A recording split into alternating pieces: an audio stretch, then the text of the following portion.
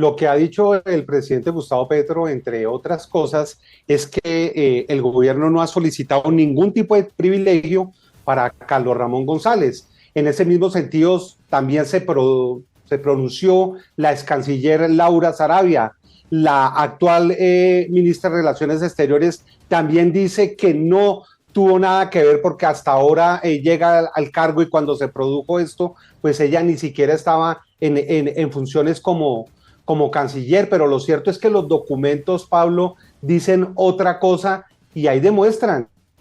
logo y demás de la Embajada de Colombia en Nicaragua y que sí le ayudaron o sí favorecieron haciendo unos trámites en favor de Carlos Ramón González, quien hoy es prófugo de la justicia.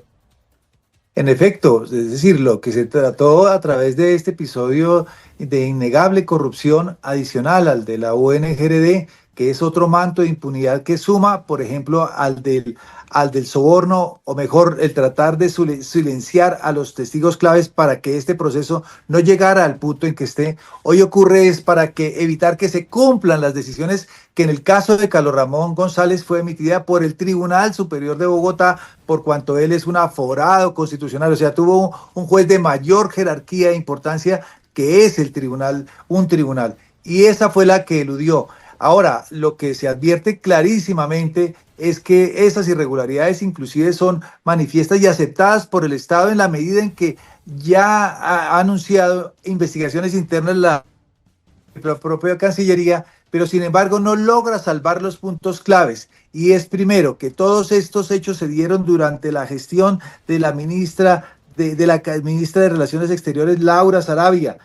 quien fungió como tal del 29 de enero del 25 al 31 de julio del 25, y estos hechos ocurrieron en la mayoría de los mismos el 21 de mayo, justamente entre 21 de mayo y junio del presente año, es decir, cuando Laura Sarabia se desempeñaba como canciller. Además, el comunicado que se emite por la solicitud que se emite por parte de los funcionarios diplomáticos en Managua lo hacen claramente mencionando la calidad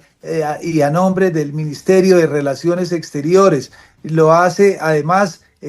usando los logos del país, Colombia, del nombre de la embajada, y Es menciona a nombre de Colombia, eso es gobierno. del gobierno de Colombia, porque son funcionarios de libre nombramiento,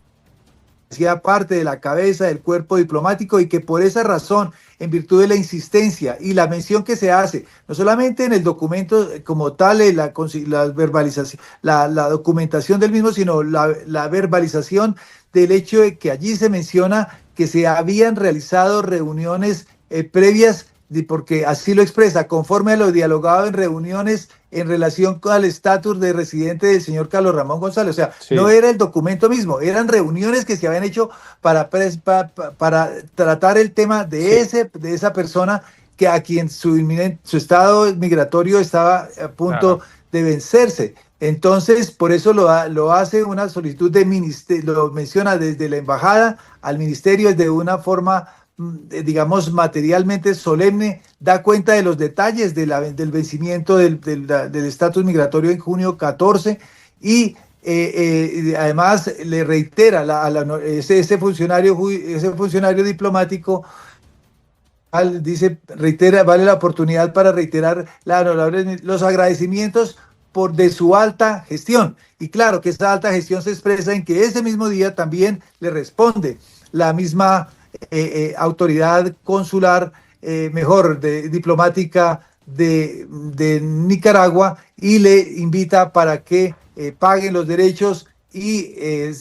reciba la renovación de la residencia de Carlos Ramón González, habida cuenta de la solicitud que le formuló directamente la embajada. O sea, son temas que Claro. estaban ya, que no podían,